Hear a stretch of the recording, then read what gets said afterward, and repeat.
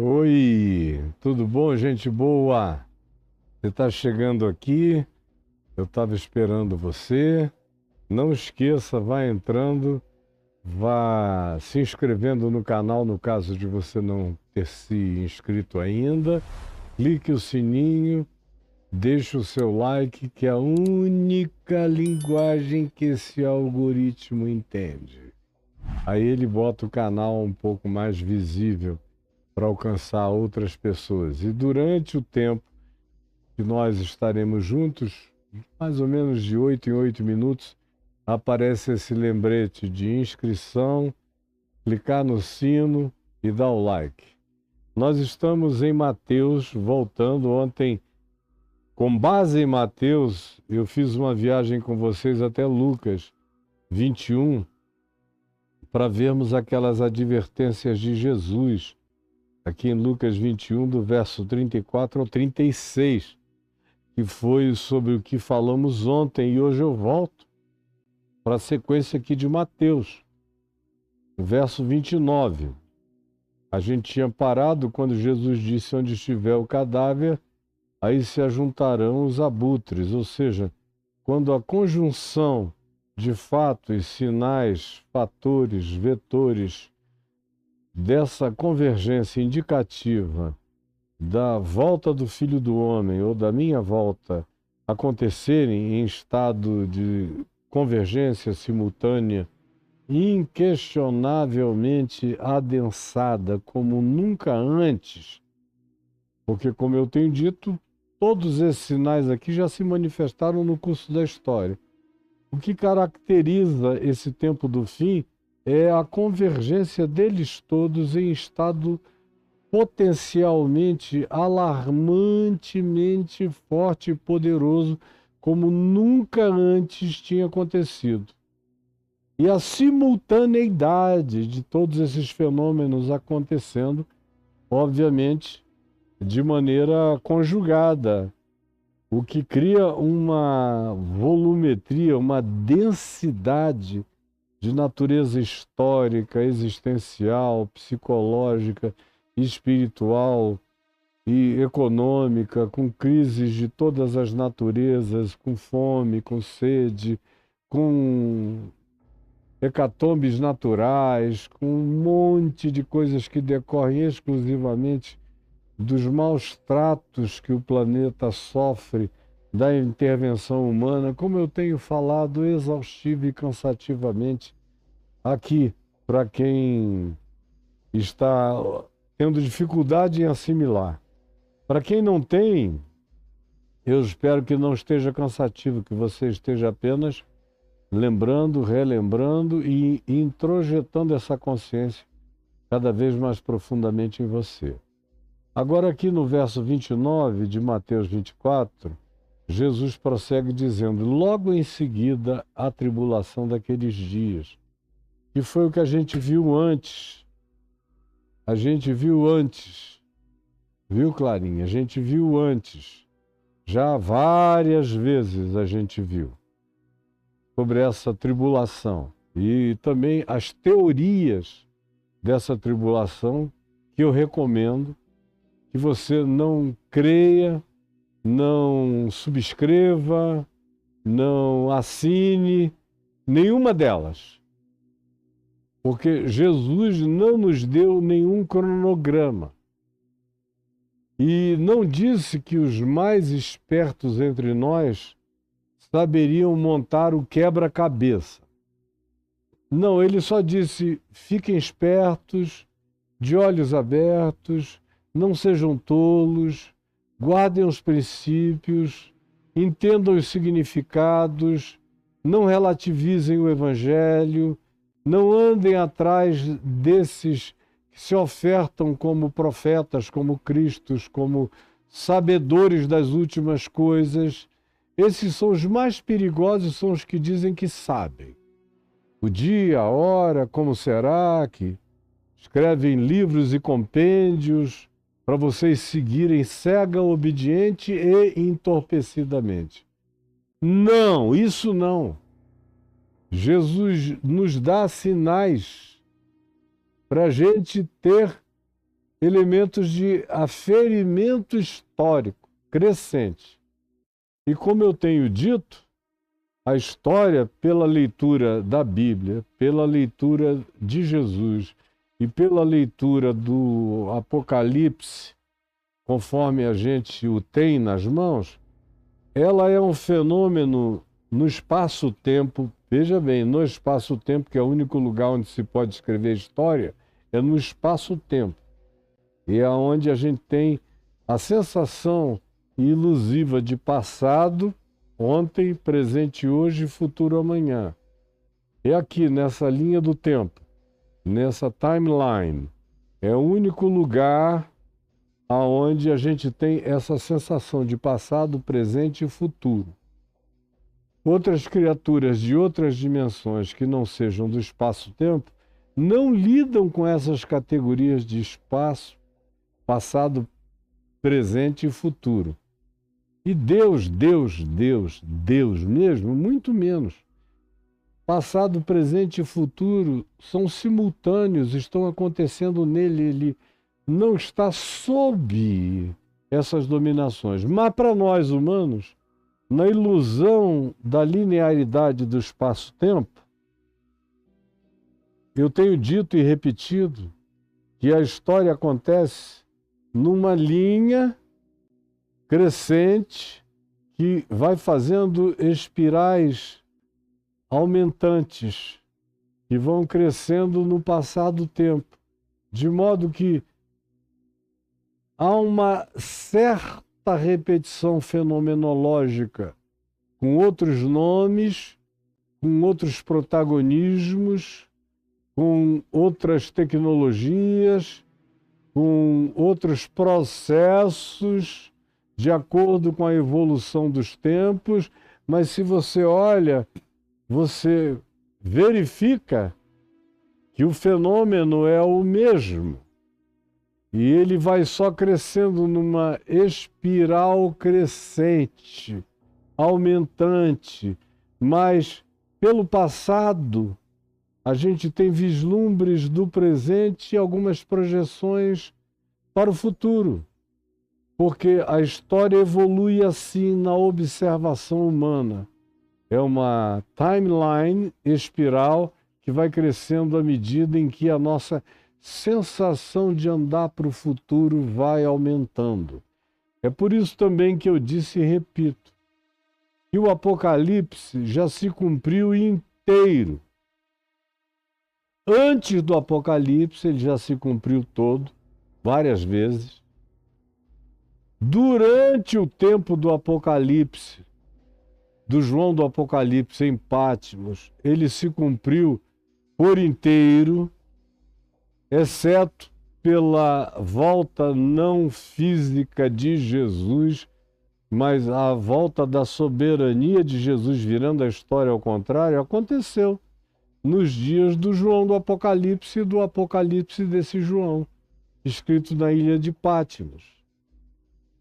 Também, eu tenho dito a você que no curso da história pós-livro do Apocalipse, ele se repetiu em várias gerações humanas diversas vezes.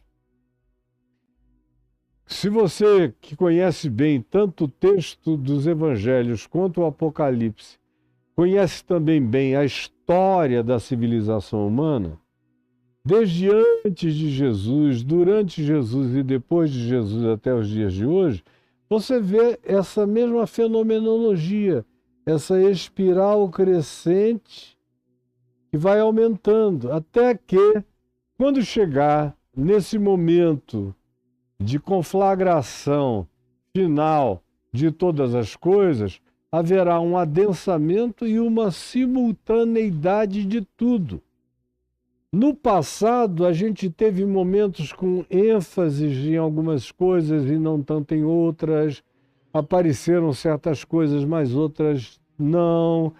Houve sempre alternâncias, mas aparecimentos que iam marcando, caracterizando esses balizamentos da evolução histórica. Quando chegar a hora mesmo da volta do Filho do Homem, então tudo, todos os abutres se concentrarão na detecção dessa putrefação da história, desse momento inequívoco. Os sinais abutres dos tempos vão demonstrar, pela sua revoada cada vez mais próxima do corpo putrefato, que nós chegamos a um estado de decomposição do qual já não há mais caminho para além do que se está constatando. Pois bem, dito isto, como introdução outra vez, Jesus diz logo em seguida aquela tribulação, que não é essa que os adventistas, que a Ellen White inventou, nem que os testemunhas de Jeová inventaram, com os seus cronogramazinhos da volta de Jesus. Não é essa que os pentecostais americanos, começando lá da Rua Azusa e depois dos outros movimentos, inventaram. Não é a escatologia que os pentecostais suecos, que trouxeram a Assembleia de Deus para o Brasil, inventaram de 1,5 século para cá. Não é. A história da igreja para trás não conhece essas montagens. E todas as montagens que são consumidas hoje como livros, textos, aula de escatologia em seminários, em cursos, e que determinam teologias, como, por exemplo, a teologia chamada do domínio americana, é toda montada em cima da escatologia criada nos Estados Unidos pelos americanos. E como o americano não pode sofrer muito, foram eles que inventaram que a tribulação tem 7 anos, mas que no meio da tribulação os crentes vão ser arrebatados. Entenda-se por crentes, especialmente a Igreja dos Estados Unidos, que foi quem teve a primeira revelação dessa cronologia, será levada. Tudo isso é coisa de mentalidade de seita. Mas vocês seguem pessoas aqui no Instagram, milhões de vocês, não são poucos não, milhões. Seguem pessoas no Instagram que obedecem a essa cronologiazinha inventada de 100 anos para cá. E vocês não têm a menor ideia, pensam que foi Jesus que ensinou isso, que foi Paulo, ou que foi o Espírito Santo. Não, foi a conveniência da obsessão desses pseudo-profetas e profetisas, quase cristos, de uma autorrevelação da volta de Jesus. É um negócio chocantemente contrário ao que Jesus disse, quando, mais do que recomendou, ordenou imperativamente, quando afirmou: não vos compete. Não vos compete conhecer tempos, épocas. E aí ele diz: quanto àquele dia, aquela hora, ninguém sabe. Não vos compete conhecer tempos e épocas, e quanto ao dia e à hora, ninguém sabe. Nem os anjos dos céus, nem as outras dimensões, nem o Filho. Mas você acha que o Tim LaHaye, qualquer outro escritor americano que escreveu best-sellers extraordinários e ficou riquíssimo, como Hal Lindsey, como vários outros, todo mundo que escreve sobre esse tema faz fortuna. A volta de Jesus é interessantíssima para se escrever livros inventados, quebra-cabeças montados, e para se fazer fortunas milionárias em dólar. É para isso que serve. E vocês consomem. E também é um dos temas que mais produz doença mental. Meu Deus, desde os dias de Montano, lá no 2º século, depois de Jesus, quando o cara surgiu e disse: eu sei quando Jesus vai voltar, construiu uma montagem, um quebra-cabeça, e levou todo mundo para as montanhas para esperar em Jesus, e marcou dia e hora, e Jesus não veio. E eles estariam esperando há 1900 anos e Jesus não teria vindo. Assim como a Ellen White estaria esperando há mais de 200 anos, Jesus não veio. Assim como os que escreveram todos os livros, cadê o Tim LaHaye? Cadê o Hal Lindsey? Ficaram ricos e já foram. E mesmo esperando a volta do Senhor, aprontaram até não poder mais sem nenhum temor de Deus no coração. E vocês que não sabem de nada, nem de coisa alguma, nem da vida do autor, embarcam nessas loucuras e ficam cegos por isso e a mente não aguenta. Como eu dizia, desde os dias de Montano, teve gente que ficou doida. Porque imagina o que é você ficar dias e dias e anos fazendo contas e cálculos, lendo a Bíblia com uma obsessão de será que é uma profecia que vai se cumprir? Deixa eu anotar, deixa eu ver se ela junta com essa, se a montagem cria um sentido. Aí você vai fazendo todo esse esforço mental para criar coerência, aonde Jesus não nos ensinou nenhuma sequência, nenhuma cronologia. Ele nos deu pontos de amarração e disse: fiquem acordados, não durmam. Acautelai-vos por vós mesmos, andem com as próprias pernas, não sigam instrução de ninguém. E quem deu, provavelmente, no curso da história da igreja, o melhor conselho sobre a volta de Jesus, embora em muitas outras coisas ele não tenha sido um bom conselheiro, mas em relação à volta de Jesus, para mim, o melhor de todos os conselhos veio de Martinho Lutero, lá no século XVI, quando ele disse a confissão existencial de como ele vivia e afirmou: eu vivo como se Cristo tivesse morrido ontem, ressuscitado hoje e fosse voltar amanhã. Essa é a melhor síntese. Eu aprendi isso dias depois da minha conversão. Dias. E passei a viver assim. A cruz foi ontem e foi por minha causa. E eu estava lá. E ele levou sobre si os meus pecados e me limpou de tudo. E rasgou todo o escrito de dívida que havia contra mim. Me libertou de todo o peso de culpas e de ordenanças e me fez um homem livre na cruz, na qual eu me glorio e pela qual eu vivo, com essa felicidade absolutamente coberta, perdoada e desassombrada, que você vê na minha cara e não é brincadeira. A cruz ontem, a ressurreição hoje.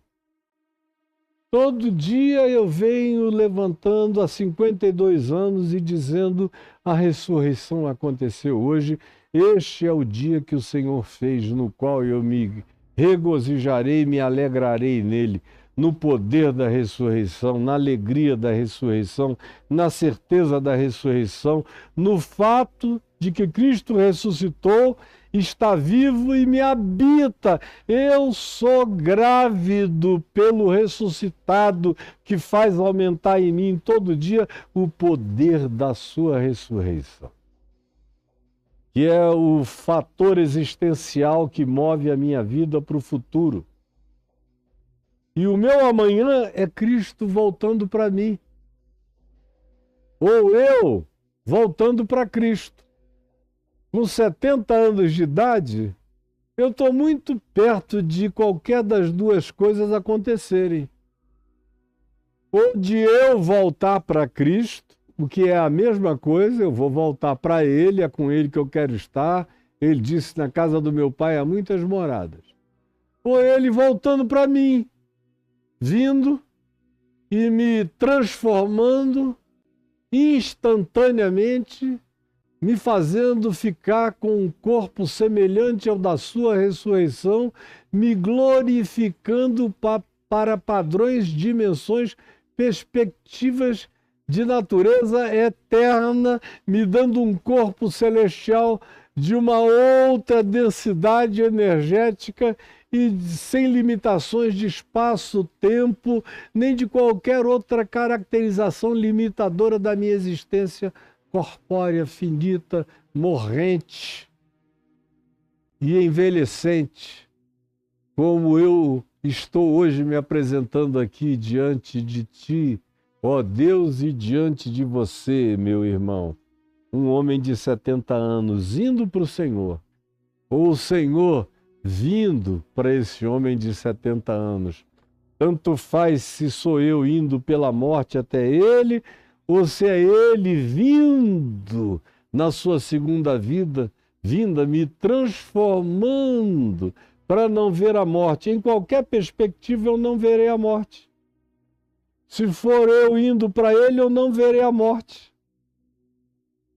A morte, quando ela chega, eu já entrei na vida. E se for ele voltando para mim, eu também não verei a morte. A morte já morreu para mim. É um dado com o qual eu não conto. Eu lido com a minha velhice, com pequenos achaquezinhos naturais da vida, com limitações, mas que não teriam significado para mim. A morte mesmo, para mim, já está morta. Agora, existe na história humana um dia, uma hora, um tempo, uma época, na qual o Filho do Homem vai voltar, depois de um tempo de muita e de grande tribulação, conforme se diz aqui que nunca antes desse tempo tinha havido e nem depois haverá nada igual. E que se aqueles dias não fossem, por algum mistério da misericórdia de Deus, abreviados, encurtados, ninguém suportaria e ninguém sobreviveria. É isso que Jesus quer que a gente saiba e se prepare com perseverança. Não é com aprendizagem de cronologiazinhas de pessoas inescrupulosas que, se me ouvissem aqui ou me ouvirem, me darão razão em tudo, mas não podem abrir mão de oferecer a cronologia, porque sabem que esse povo inseguro gosta de profecia, quer saber o futuro, quer saber cronologia, não admite andar pela fé, andar um dia depois do outro sem saber de nada, porque já sabe tudo. Eu não sei o que vai me acontecer daqui a uma hora, mas eu sei o que vai me acontecer a eternidade inteira. No espaço-tempo existem mistérios para mim, mas eu já transcendi o espaço-tempo e sei que, passadas as relatividades do espaço-tempo, eu já estou de posse do absoluto da eternidade, porque eu já sou habitado, já não entro em juízo, já passei da morte para a vida em Cristo. E isso é o que caracteriza a grande boa nova de poder existencial para eu viver nesse mundo inabalavelmente, enfrentando tudo e qualquer coisa, em qualquer circunstância, em qualquer tempo e em qualquer tribulação, pela misericórdia de Deus. É isso que Jesus quer que você saiba e que você aprenda. O resto é enganação. Existem, no entanto, algumas falas que nos deixam perceber o seguinte. Olha a sequência do texto, que eu já li quando a gente leu em Lucas, e eu vou ler agora de novo em Mateus. Logo em seguida a tribulação daqueles dias, o sol escurecerá, a lua não dará a sua claridade, tudo isso eu já falei. E as estrelas cairão do firmamento e os poderes dos céus serão abalados. Falamos isso 2, 3 sequências de Mateus. Então aparecerá no céu o sinal do Filho do Homem. E todos os povos da terra verão e se lamentarão e verão o Filho do Homem vindo sobre as nuvens do céu com poder e grande glória. Todos os povos da terra. Todos. Ele vindo e essa terra girando e glória dele envolvendo o planeta inteiro, de modo que todos os homens, em todos os fusos horários, em todas as etnias, em todas as nações, em todas as ilhas, em todos os lugares, vai ser uma coisa tão gloriosa que mesmo os seres escondidos em todas as cavernas, todo olho verá. Não só todo olho humano, mas todo olho animal, de toda criatura. Até os que habitam o coração dos mares, todo olho verá a luz dessa glória, a glória dessa luz, a manifestação dessa aparição incomparável, indizível, como se todos os sóis do universo estivessem tinturando a rotação planetária e envolvendo o planeta com miríades e multidão de seres celestiais de todos os níveis, seres do espaço-tempo, de outras galáxias, de outros planetas, seres de outras dimensões, seres de mundos paralelos, seres de universos paralelos, seres interdimensionais, seres espirituais, seres de natureza energética, seres de natureza mineral, seres de todos os tipos inconcebíveis, todas as criaturas vindo com ele na sua glória, e todo olho verá. Não é uma coisinha de dizer, oh, ele está ali escondido no deserto, no Mojave. Ou se você for para o Alto Egito, no Saara, ele está lá. Ou no interior de uma casa. Não, isso tudo é baboseira de seita, de enganadores e mentirosos. Jesus diz, quando chegar esse dia, essa hora, não se preocupem, todo mundo verá e saberá. Antes disso, o que vocês precisam é aprender a viver, a amar, a perdoar, a obedecer, a perseverar, a serem resilientes, a terem capacidade de renúncia, coragem para encarar, não temerem nada sabendo que a morte já morreu e que o diabo é inimigo de quem o considera seu inimigo, mas vocês estão para além do diabo. Para além de tudo, vocês estão ocultos em Cristo, em Deus. Estão ocultos em Cristo, em Deus. Ele é o nosso refúgio e fortaleza, socorro bem presente na tribulação, em toda e qualquer tribulação. Aí Jesus prossegue dizendo, ele, o Filho do Homem, então, vindo com poder e grande glória, enviará os seus anjos, as criaturas celestes, esses seres multidimensionais, com grande clangor de trombeta. Trombeta é o instrumento da antiguidade. Convocava para a guerra, avisava a troca de sentinelas, era a corneta do passado. Hoje seria a sirene. Hoje, com a modernidade, nem seria isso. Como nem será isso. Todo mundo fica imaginando aquele monte de anjo com umas trombetas na mão, tocando. Isso tudo é antropomorfismo. Antropos é homem, e o morfismo é forma de coisa humana. Dizer que os anjos tocarão a trombeta. Pelo amor de Deus, o anjo está para além de trombeta, para além de tudo. Isso é só uma linguagem. Se está dizendo que o universo se encherá de um som indizível, de uma convocação para a finalização de uma batalha que não pode ser mensurada por espaço, tempo, nem por quantificações, nem por tamanhos e grandiosidades estelares.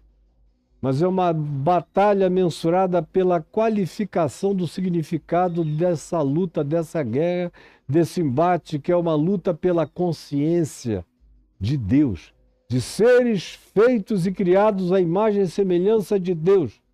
São entidades de rebelião à vontade de Deus, lutando e brigando pelo controle da mente de Deus no homem.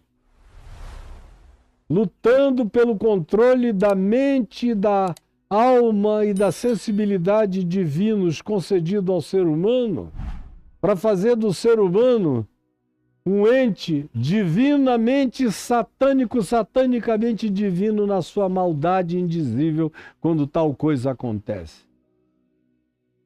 Foi uma luta até aqui de forças de outra natureza, querendo nos transformar em inimigos daquele que é o sentido e o significado da nossa vida, que é o único em quem a gente pode encontrar a significação da nossa existência.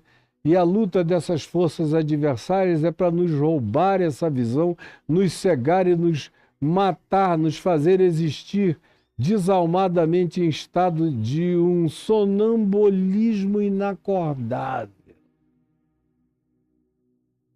Como entes viventemente mortos, funcionalmente mortos, inteligentemente mortos, todavia, porque o espírito ficou afogado no desencanto absoluto de ser em Deus. Pois bem, ele, quando vier, enviará os seus anjos com grande clangor de trombeta, os quais reunirão os seus escolhidos, que eu já expliquei quem são. Várias vezes está gravado aqui nas aulas anteriores, chegue lá e veja. Não tem nada a ver com essa predestinação calvinista, fatalista, linearista, determinista e pecaminosa. Não, é outra coisa. Que Calvino não tinha nem condições até de natureza físico-científica de entender a noção de um não-tempo absoluto. Não tinha condição. Para ele, o passado era o... Deus trabalhava na linha do tempo, no timeline. O passado tinha passado para Deus, o presente era presente para Deus, e o futuro era futuro para Deus, e Deus só sabia o futuro porque é Deus e é presciente. Você veja o nível da infantilidade. Mas não é assim. A gente já sabe como é. Eu já ensinei a você, com toda a convicção de que não estou enganado, o que é. Ele, Jesus, o Filho do Homem, enviará os seus anjos e reunirá os seus escolhidos. Foi ele mesmo que disse, quando os discípulos disseram e perguntaram: tu queres que nós separemos o joio do trigo? Ele disse: não, vocês não sabem fazer a diferença. Isso é tarefa para anjos. No último dia, os meus anjos colherão o trigo, reunirão o trigo para os celeiros eternos. E o joio vai ser queimado para inutilidade, para extinção absoluta, para o nada, para o nihilo, para coisa nenhuma. Não é para inferno agônico nenhum. Agora, o meu Deus é fogo consumidor, que queima o joio, queima, extingue. Tem chegar e dizer que Deus não é fogo consumidor é medo infantil e de um reducionismo tolo. Ele é, e fogo faz muita coisa linda e boa, inclusive extinguir o mal, aniquilar. Como o meu Deus é fogo consumidor e tem consumido meu pecado, tem queimado minha maldade, tem me purificado como fogo que purifica o ouro, tem tirado toda a jaça no cadinho dos sofrimentos e me apresentado cada vez mais a ele, puro, acrisolado, passado pelo crisol do fogo purificador. Meu Deus é fogo consumidor para o meu bem. Pode fazer esse recorte hoje aí, Clarinha, por favor. Esse eu não deixo que você perca. Guarde, por favor. Pois bem, e recorte para mim. Estão me ouvindo? Agora, se a gente virar aqui e ler, por exemplo, em 1 Coríntios, no capítulo 15, tendo Jesus como chave, corta para cá, interpretativa, você vai entender melhor, depois de ter ouvido tudo que eu falei. 1 aos Coríntios, capítulo 15, aonde, no verso 23, Paulo diz: cada um, porém, por sua própria ordem, Cristo, vírgula, as primícias. Não é Cristo e as primícias, Cristo é as primícias. Cristo é o primeiro de tudo, ele é o alfa de tudo. É o primeiro, é o último, é o primogênito, é aquele em quem tudo é criado, derivado, de onde tudo vem, inclusive a ressurreição. Então Paulo diz, cada coisa na sua ordem. Quem vem primeiro é Cristo, já veio, ressuscitou, como as primícias dos que dormem. Eu tenho certeza da ressurreição dos mortos, porque de fato Cristo ressuscitou dos mortos, é o que Paulo diz no verso 20. De fato, Cristo ressuscitou dos mortos. Por isso eu tenho certeza. Eu creio na ressurreição dele, creio na minha, e na sua, e de quem crê também. Então, o primeiro a ressuscitar, as primícias da ressurreição, é Cristo. Depois, os que são de Cristo na sua vinda, quando ele voltar, os que forem dele, serão igualmente transformados. E só então virá o fim. Quando ele entregar o reino ao Deus e Pai, quando houver destruído todo principado antagônico, toda potestade maligna e todo poder adversário, adversário do amor, da misericórdia, da bondade e da manifestação do reino da graça de Deus sobre os seres humanos, a criação, o cosmos e a natureza toda. Porque convém que ele reine até que haja posto todos os inimigos por estrado dos seus pés. Aí você vem comigo aqui para Tessalonicenses, aonde Paulo outra vez fala a respeito do mesmo assunto, no capítulo 4, no verso 13, quando ele diz: não queremos, porém, irmãos, que sejais ignorantes, sem conhecimento, com respeito aos que já morreram e aos que morrem, para que vocês não tenham uma visão equivocada da morte, para que não vos entristeçais como os demais, que não têm esperança, consciência de ressurreição, de vida eterna, de que fechou os olhos para esse mundo, abriu os olhos para o Pai. Tudo que eu ensino e prego aqui todo dia, gente que não sabe disso tem pavor da morte, tem medo da velhice, sofre, não sabe partir, não sabe viver e passa a vida inteira acossada, fazendo o que não deveria fazer, movida pela fobia da morte, pela angústia de que está numa contagem regressiva infindável, como eu tenho dito milhões de vezes para quem me ouve no curso dos anos. Pois se cremos que Jesus morreu e ressuscitou, e eu creio, assim também Deus, mediante Jesus, trará juntamente em sua companhia todos os que morreram ou venham a morrer. Todos. A ressurreição factual dele é a certeza que eu posso ter de que todos os que já morreram nele, ou no amor, ou na esperança, ressuscitarão.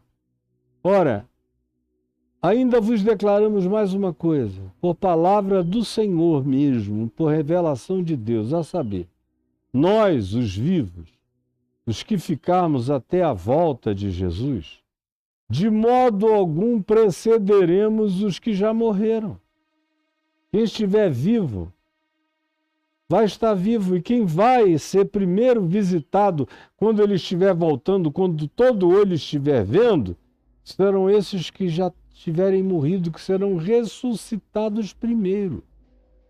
Porquanto o Senhor mesmo, dada a sua palavra de ordem, quando ele disser, é agora, é já, chegou a hora, está tudo feito. Ouvida a voz do arcanjo, que ecoará a voz de Deus por todo o universo, a voz do Cristo eterno, e ressoada a trombeta de Deus, como eu disse, é um antropomorfismo, descerá dos céus o Cristo eterno. E os mortos do primeiro ser humano que tenha ganho consciência de si mesmo, do primeiro Adão, que é o ser caracterizado por dizer eu, por se enxergar, por se perceber, por se discernir, por se conhecer, o que é uma qualidade divina e exclusivamente divina, é dizer eu sou. Pois bem, porquanto o Senhor mesmo descerá dos céus e os mortos em Cristo ressuscitarão primeiro. Depois nós, os vivos, os que ficarmos até a volta do Senhor, seremos arrebatados, abduzidos, ou na linguagem aqui dos evangelhos, tomados. Jesus usa a palavra tomado. Paulo aqui usa a palavra arrebatado, o que pode ser também a palavra abduzido, ou simplesmente tirado e levado, arrancado, desplantado do espaço-tempo e da presente ordem de coisas, juntamente com os que tiverem ressuscitados. É uma coisa de átimo, não é um intervalo, só é primeiro porque é primeiro, mas não é primeiro porque haja um intervalo, não. É tudo quase ato contínuo. Todos nós seremos ajuntados entre nuvens e iremos juntos, ressuscitados e arrebatados, transformados, todos ao encontro do Senhor nos ares, e assim estaremos para sempre com o Senhor. Qual é o objetivo dele dizer isso? É para você ficar sabendo quando Jesus vai voltar? Ele não sabia. Paulo nunca soube. Nem ensinou quando seria. Nem Pedro nunca soube, nem João, nem nenhum dos apóstolos.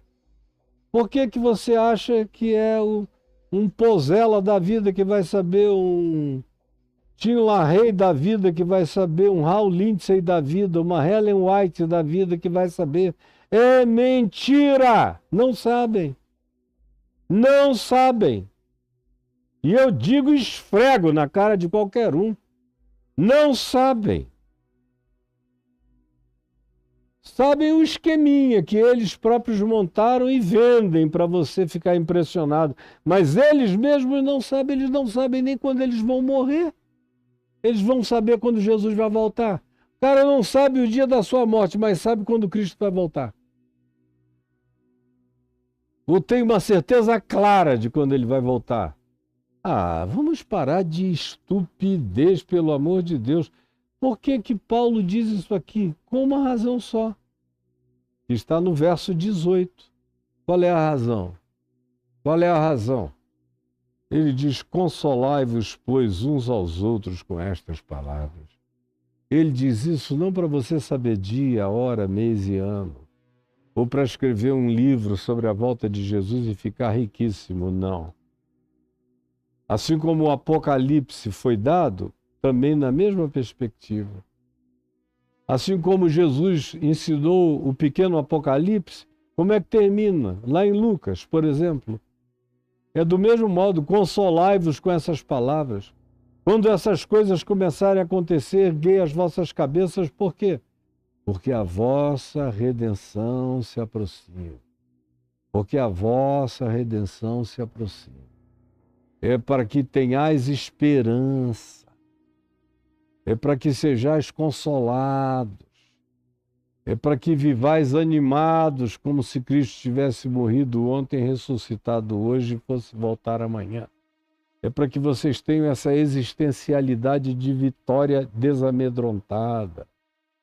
Se você virar a página aqui para 2 aos Tessalonicenses, só para eu terminar no dia de hoje, você vê a mesma palavra sendo dita por Paulo, uma continuidade disso, quando ele diz no capítulo 1, capítulo 2, no verso 7, de 2 aos Tessalonicenses: com efeito, o mistério da iniquidade, da maldade, opera, está em plena operação,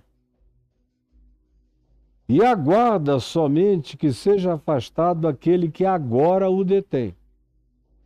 Paulo está falando da manifestação concreta na sua expressão mais adensada possível de perversidade e maldade, que vai fazer com que Caim, que matou o seu irmão, seja um garoto de creche, que Lameque, que matava quem pisasse no calcanhar dele, seja um escoteirinho aprendiz, e vai fazer com que os nefilins que desenvolveram vontade carnívora e se tornaram canibais antes do dilúvio sejam apenas entes exóticos, gigantemente exóticos. E vai fazer com que Nabucodonosor seja uma criança levada. Vai fazer com que o rei Manassés de Israel, que era um diabo, seja apenas um aprendiz de demônio. Que vai fazer com que um Nero da vida seja só um palhaço abobalhado, aviadado, e um Calígula do mesmo jeito, um Domiciano da mesma forma, um Gengis Khan da mesma forma. Um doido, um Hitler, também seja um ensaio dessa operação da iniquidade, dessa maldade. Netanyahu está fazendo lá treinos de maldade para isso, mas o que vem, a soma de todas as manifestações de maldade e iniquidade manifestas não apenas pelos sistemas, mas por indivíduos representantes do sistema, na soma de tudo no mundo não dá a manifestação disso que ainda vai acontecer e que Paulo diz está sendo detido agora. E o termo grego para deter é de natureza, uma manifestação impessoal. Agora sabeis o que o detém. O que o detém? Que força? O poder.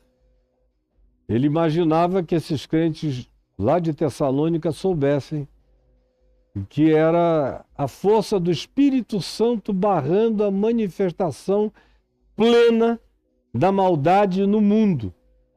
Para quem pensa que o Espírito Santo está preso ali dentro da tua igrejinha pentecostalzinha, onde tem tudo menos o Espírito Santo, tem muita histeria, muita doideira, muito maluco, muita gente gritando, sambando, pulando, rodando, torcendo os olhos, se revirando, sugestionadas. Nem demônio direito tem lá.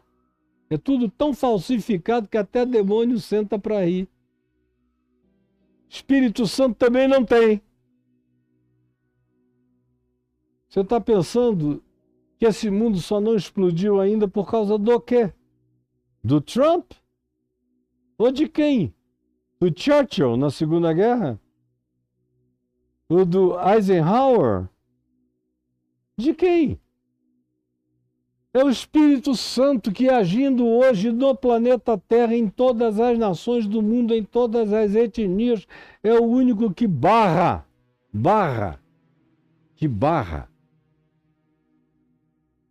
a progressão desse mal. Embora o mistério da iniquidade esteja em plena operação no mundo político, religioso, econômico, fabricando sistemas, inteligências artificiais, robôs, formas de controle, de manipulação, de indução, de imaginação enganosa para levar essa multidão de seguidores de miragens para o abismo.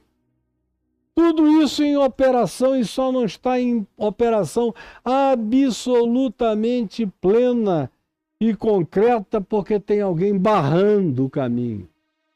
Barrando, ó, minha mão aqui, ó. Barrando.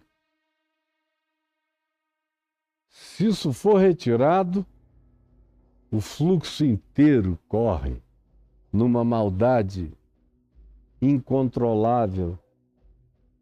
A ONU não consegue nem controlar a maldade em Gaza, não consegue controlar e parar a guerra do Putin contra a Ucrânia, não consegue nada. A maior potência da Terra, que tem capacidade de destruir o planeta muitas vezes só com armamento atômico, não consegue resolver nem o problema da fimose do presidente.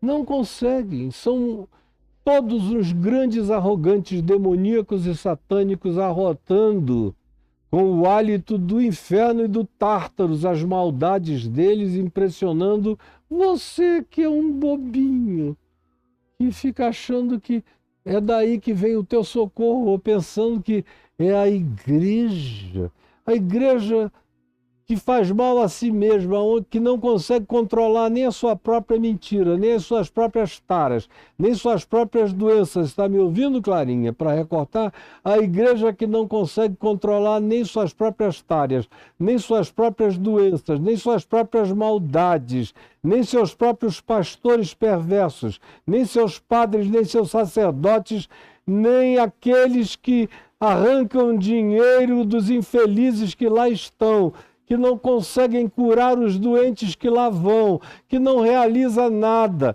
que está cheia de mentirosos e de corrupção, que elege pessoas para fazerem a sua representação e se tornam, nas câmaras dos representantes políticos, alguns dos seres humanos mais abjetos e piores do que os demais. Você acha que é a igreja que vai controlar Satanás no mundo? Se enxergue, meu filho. Pelo amor de Deus, é muita idiotice. Então, quando isso que agora o detém for tirado, e não significa que o Espírito Santo vai sair do mundo, ele vai continuar habitando o coração de todos os que são dele. Mas hoje, o Espírito Santo trabalha mais no mundo do que você imagina, impedindo doideiras. Tem cada maluquice na cabeça desse povo todo por aí, que frequentemente você não tem a menor ideia de quantas ações do Espírito Santo impedindo, desviando, bloqueando, tangenciando, fazendo surgir, aparecer, assustando, criando empecilhos de todo tipo, de toda ordem, ou simplesmente gerando um pavor, um pânico que o praticador do mal não consegue nem explicar, mas que o para naquela hora, naquele dia. Ele vai contar aquela história dizendo, não sei nem por que eu parei na hora de cometer aquela coisa que eu tinha determinado fazer. Espírito Santo agindo na terra. O lugar onde o Espírito Santo menos age é dentro do que vocês chamam de igreja, mas no planeta ele está agindo para todo lado. Está agindo na natureza, renovando as estações, renovando, como diz o Salmo 104, o Espírito de Deus sopra sobre a natureza e renova toda a face do planeta. Espírito Santo, detendo a maldade. Quando isso for retirado, esse poder que hoje opera assim, de maneira universal, se tornar apenas existencial no coração dos que invocam esse nome, então será de fato revelado o iníquo. Aquele sobre quem eu disse que a soma de todos os perversos da história não dão o dedo mindinho. E se manifestará numa perversidade que vai fazer tudo o que antes aconteceu ser apenas ensaio. E ainda com um sistema que hoje está sendo montado, que vai controlar tudo e controlar todos. Controlar tudo e controlar todos. Nós já chegamos nesse ponto. A gente já entrou nesse futuro. Daqui a mais 5 anos no máximo, não vai haver criatura humana na face da Terra que não esteja mapeada, controlada, designada, que não seja objeto de um pinpoint, de algo que está ali marcado como um alfinete, vigiado de cima de dia e de noite. Na Terra inteira, todas as faces, todas as digitais, todas as íris, todas as identificações, até a forma de andar, tudo mapeado, tudo controlado. E ainda uma inteligência artificial autônoma.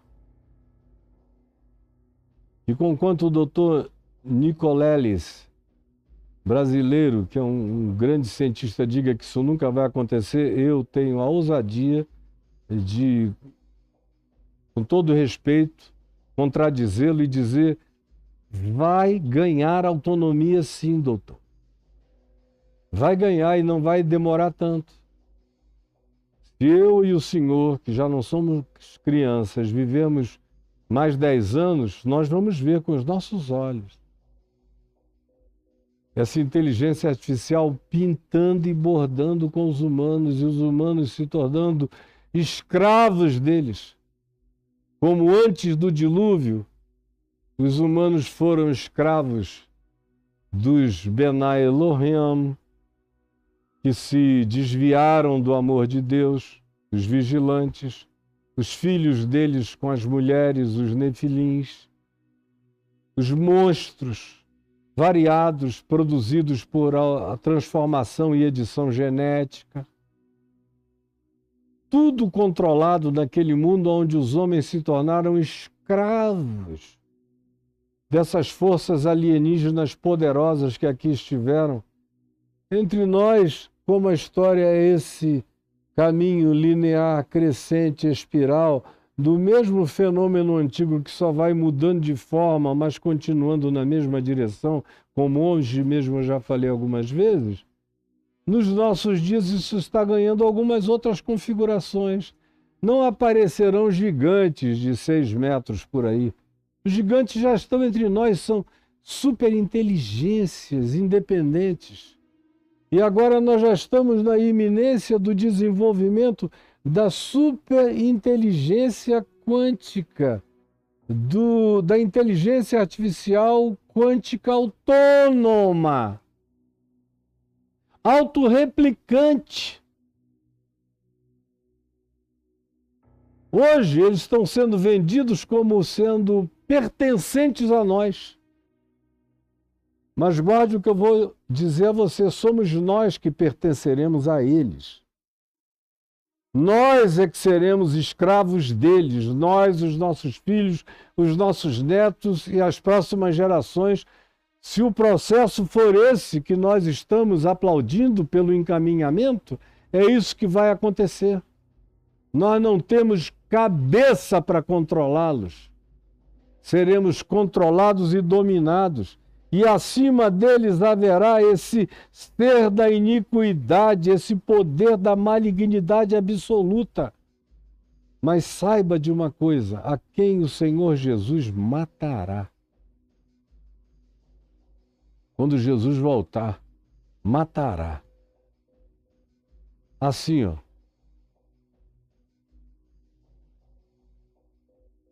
Assim, tá me vendo? Olha aqui. A quem o Senhor Jesus matará com o sopro da sua boca. Esse poder incontrolável, a soma de todos os males e de todos os poderes. E o Senhor Jesus vem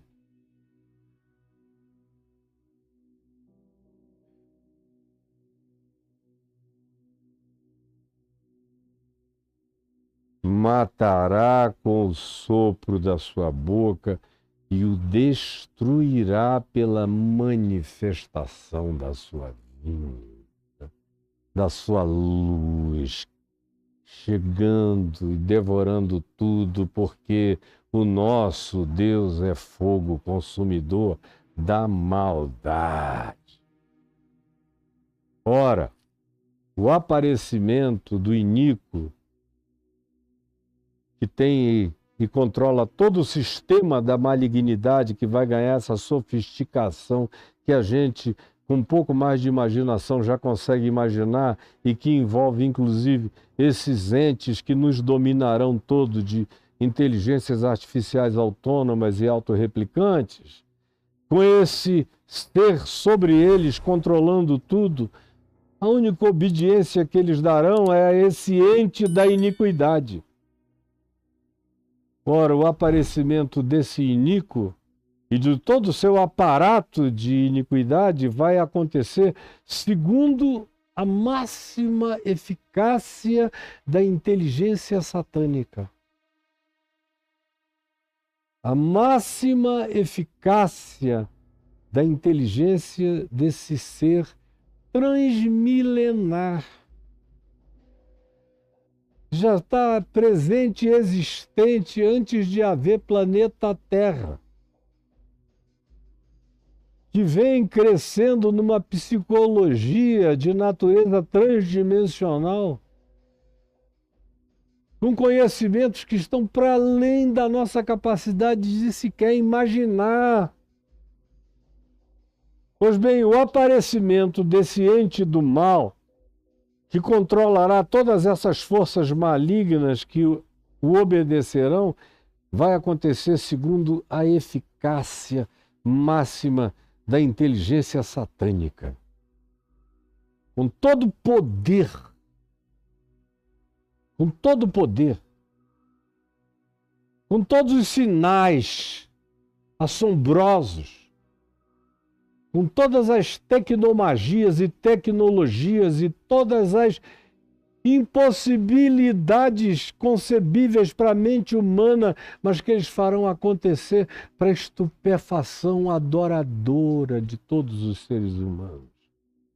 E conforme também todos os prodígios da mentira, do engano, transformando pedras em pães na tua cara, te dando o poder de voar, de se tornar um super-homem. E você vai dizer, era isso que eu estava precisando. E a promessa que está sendo feita é que quando esse tempo chegar, você não vai mais precisar trabalhar, você vai ser um escravo remunerado.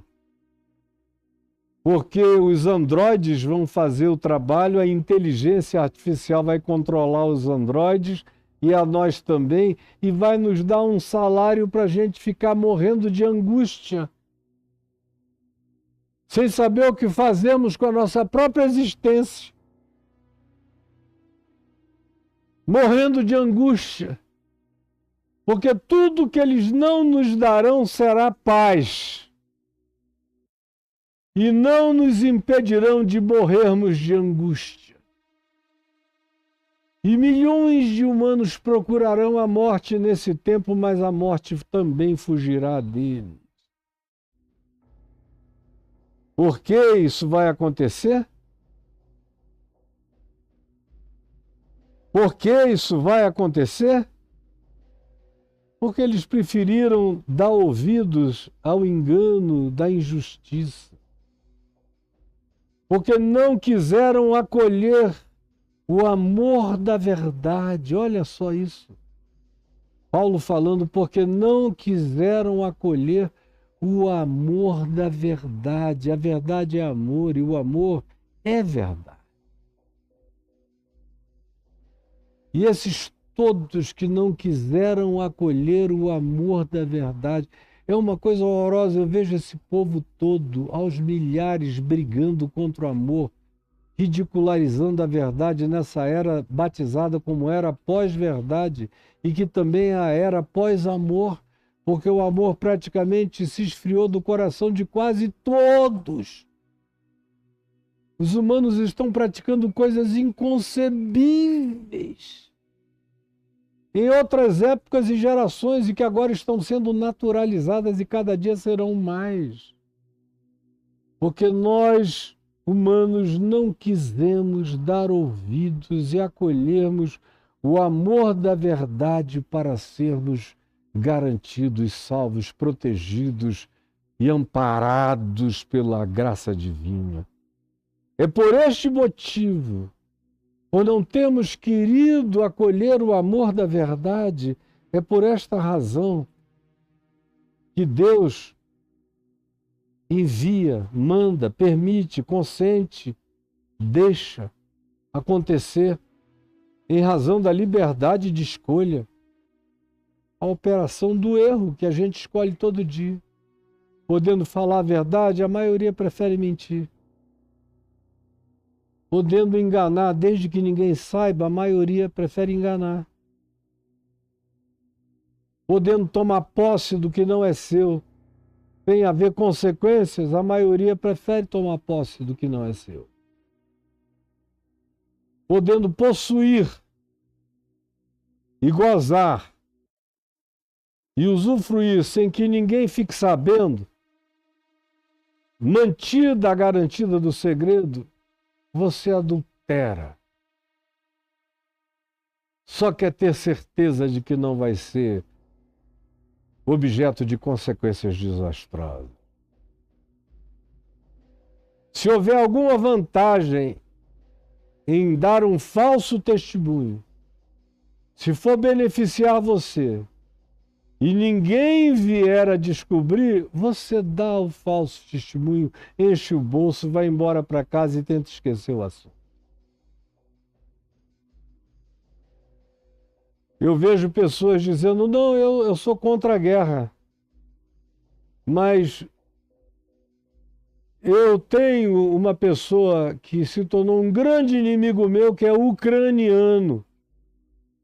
Então eu passei a não gostar de todos os ucranianos e por causa disso eu quero mais é que o Putin acabe com a Ucrânia. Porque eu não gosto de um ucraniano que me fez mal, eu casei com uma ucraniana que me traiu, então eu não gosto de ucraniano, todo ucraniano não presta. Está entupido de gente no planeta que raciocina com essas categorias. Ou tem gente que diz para mim o seguinte, não, eu sei, Caio, que o que você está advogando é a causa certa. Mas se eu votar para eleger essa pessoa que vai implementar isso, eu posso perder um ganho salarial que hoje eu tenho, pode diminuir 20% o meu salário. Então eu sei que se esse outro for eleito, muita gente vai sofrer, mas o meu salário não vai diminuir. Então, por causa do meu salário, eu vou votar no que eu não creio, mas eu creio que o meu salário não pode diminuir. Toda hora você não ouve gente falando, fazendo e praticando assim? Não, eu sei que a maioria iria ser beneficiado, mas eu posso ter um pequeno prejuízo fazendo isso. Então, eu escolho a mim. Quem são esses? Quem são esses? Senão os que preferem a mentira, porque não amam, não aderem ao amor da verdade. E a verdade que opera pelo amor. E é assim que a terra fica cheia da multiplicação da iniquidade e do amor morrendo, como Jesus disse, como sinal e evidência da sua vinda no coração de quase todos. Sim, este é o motivo pelo qual essas coisas acontecem. Porque Deus consente que aqueles que escolheram, que exercitaram seu livre-arbítrio, escolhendo a mentira ao invés de optarem pelo amor da verdade, é por essa escolha e é por essa liberdade de escolha que vem sobre eles o que eles escolheram. Ou vocês querem escolher a mentira e viverem os benefícios da verdade? Ou vocês querem viver enganando e viverem os benefícios da sinceridade? Ou vocês querem aplaudir os líderes sem coração, desejando que o mundo se transforme num paraíso de bondades? Quem foi que conseguiu fazer de você um idiota desse nível de estupidez espiritual que não enxerga que aquilo que o homem semear, isso também ceifará, colherá, virá sobre ele, que esse bumerangue volta. É por esse motivo que as coisas ficam como as coisas estão. É por causa de nós humanos. Sim, a fim de que todos nós que escolhemos isso e preferimos isso e damos maioria a isso, sejamos julgados. Todos quantos não deram crédito à verdade do amor, da graça, de que a única maneira de salvar o planeta é amando a natureza, de que a única maneira de preservar a humanidade é dividindo e compartilhando, que a única maneira de que todos possam habitar esse planeta é fazendo com que 1% não controle o que deveria ser aquilo que alimentaria o resto da população mundial inteira. Nós não queremos a prática do amor, na verdade, escolhemos a mentira, o egoísmo, a devastação, o desflorestamento, a poluição do mar. Entre um canudinho de plástico e um de papel dissolvido, você prefere o plástico e vota em quem diz plástico é melhor. Viva com as consequências, meu filho, elas vão entrar no teu nariz, vão te arrombar a bunda. E depois não chore, perguntando, por que isso está acontecendo comigo? Um cínico desvairado é o que você é.